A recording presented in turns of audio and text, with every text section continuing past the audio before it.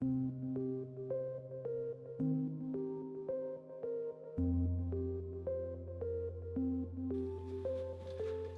science disproven Christianity? The answer is no. To the contrary, the more science learns, the more indisputable is the truth revealed in the Bible. Astronomers have learned that the universe was created out of nothing in the Big Bang, just as described in Genesis. Everything that archaeologists have learned confirms biblical accounts. No serious historian doubts that Jesus was a real person. The notion that science has disproved Christianity is widely held in scientific circles, primarily because of the theory of evolution or Darwinism. Darwinism is the notion that life arose spontaneously and that new animals develop when mistakes in the genetic code turn out to be beneficial. These improved animals then replace the older ones. In the scientific world, people who don't accept Darwinism are seen as fringe dwellers, that is, if they don't lose their jobs altogether.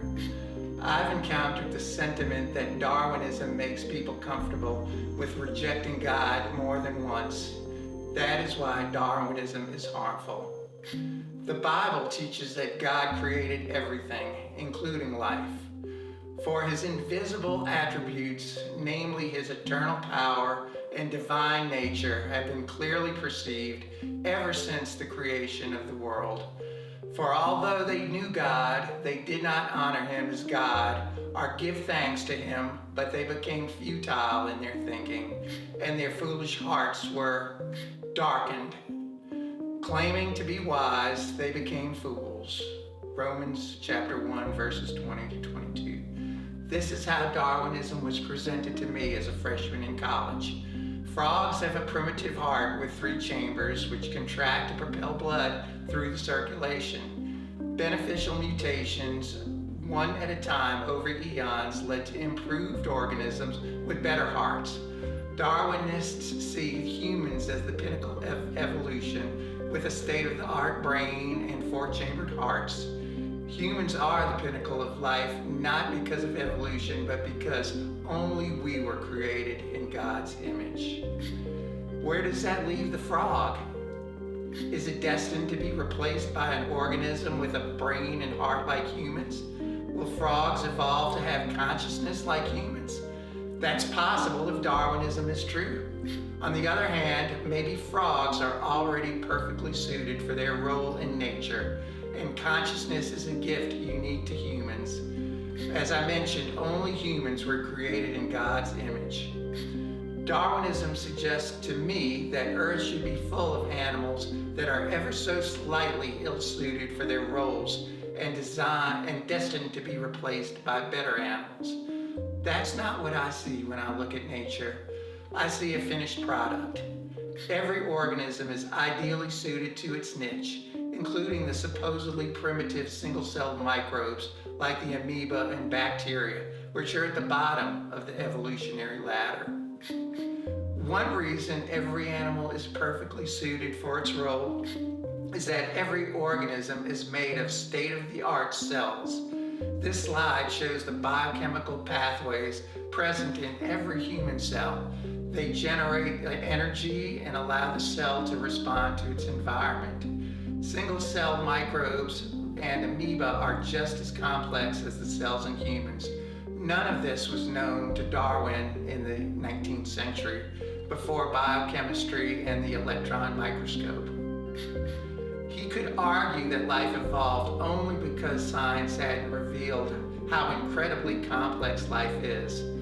Science has shown that the molecules which make all cells work are so complex that the odds of their evolving by chance are negligible. We're still uncovering new layers of biological complexity. The state-of-the-art theory to explain life is called intelligent design. All organisms were designed by God in their present state. There are no misfit animals waiting to be replaced by new and improved ones, as Darwinism suggests. About 3 years ago, God led me to study the ice fish of Antarctica. They are unique because they lack the red blood cells which carry oxygen in every other animal. Darwinists portray them as misfits that survive only because there isn't much competition in the frigid waters of Antarctica.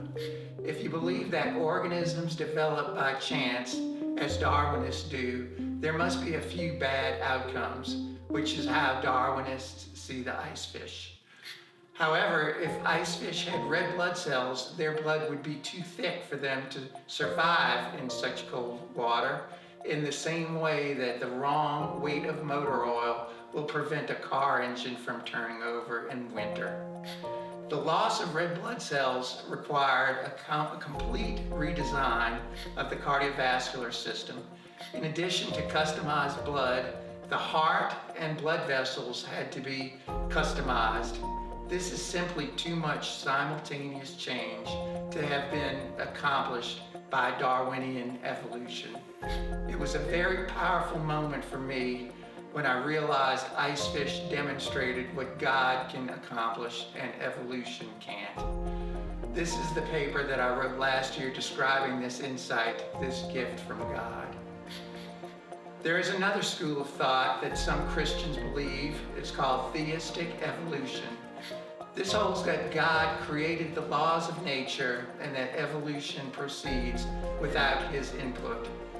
Not only is this bad science, it is also bad theology. It is lukewarm in its recognition of God's omnipotence. The Bible warns us against this kind of thinking. Having a form of godliness, but denying the power thereof, from such turn away. 2 Timothy chapter 3, verse 5. Before I recognized God's omnipotence as the designer of life, I couldn't fully enjoy the glory of nature. I had what psychologists call cognitive dissonance, which is the unease caused by simultaneously believing competing ideas. I felt compelled to accept Darwinism, but its shortcomings were evident everywhere if I looked too closely at life. Now, my ministry is to educate people about intelligent design.